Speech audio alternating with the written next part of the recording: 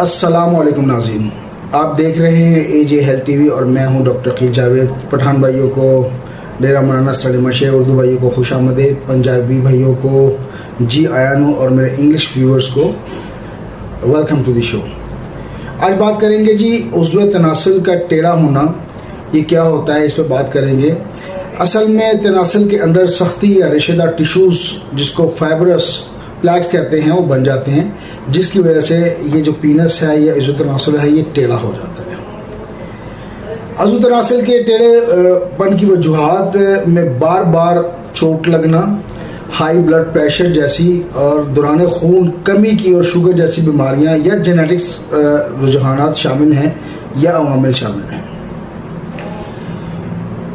इस मर्ज की अलामात में उज़्व का किसी एक तरफ मुड़ जाना, दौरान मुबाशरत दर्द होना, उज़्व का सख्त होना या नरम हिस्सों में तकसीम, जिनसी अमल में मुश्किलात पेश आना, ये शामिल है। बाज़ औक़ात मरीज़ को नफ़सियाती दबाव और उसके कॉन्फिडेंस में ऑब्वियसली कमी देखने में महसूस होती है और नज़र आती है। इसकी तशख़ीस जो है वो अल्ट्रासाउंड से हो सकती है, तो डॉक्टर को मुआयने के साथ अल्ट्रासाउंड की तरफ जाना चाहिए और इसको देखना चाहिए। और इसके अलावा MRI भी बाज़ औक़ात एक अहम किरदार अदा करती है। अब इसकी एहतियातें क्या होनी चाहिए? मरीजों को गैर ज़रूरी जिनसी दबाव से परहेज़ करना चाहिए। शुगर और ब्लड प्रेशर ज़ाहिर है उसको कंट्रोल करना है। तंबाकू नोशी और अल्कोहल का इस्तेमाल बिल्कुल तर्क कर देना है और मतवाज़न ग़िज़ा के साथ साथ जिस्मानी सेहत पर तवज्जो देनी है और थोड़ी सी एक्सरसाइज या वॉक सुबह शाम 40-40 मिनट की होनी चाहिए। तो इंशाअल्लाह ताला इससे भी बहुत ज़हनी सुकून मिलेगा और प्रेशर से निकलेंगे। अब बात करते हैं इसमें होम्योपैथिक मेडिसिन कौन कौन सी हो सकती हैं, कौन कौन सी ऐसी होम्योपैथिक मेडिसिन है जो कारआमद साबित हो सकती हैं। तो सेरेफेरिस एग्नेस कास्टस है, जब खुद इत्मीनादी की कमी हो और पेशेंट में कमज़ोरी हो तो उसमें बहुत मुफीद है।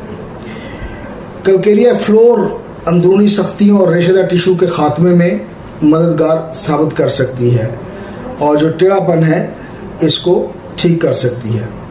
उसके बाद सलेशिया, लंबे अरसे से अगर सोजिश हो, इन्फेक्शन हो और ऐसी पोजीशन हो, सलेशिया में अच्छा किरदार अदा कर सकती है। जिनसी कमज़ोरी हो और दर्द के साथ टेढ़ेपन में इस्तेमाल अगर है तो स्टेफिस गेरिया को याद रखिएगा। तो ये दवाएं ज़ाहिर है इसको एक अरसे तक इस्तेमाल करनी है। इसकी मुद्दत तो मैं नहीं बता सकता, लेकिन ये है कि जब तक अलामात हैं आप इस्तेमाल करें और जब अलामात ख़त्म हो जाए इसको छोड़ दें।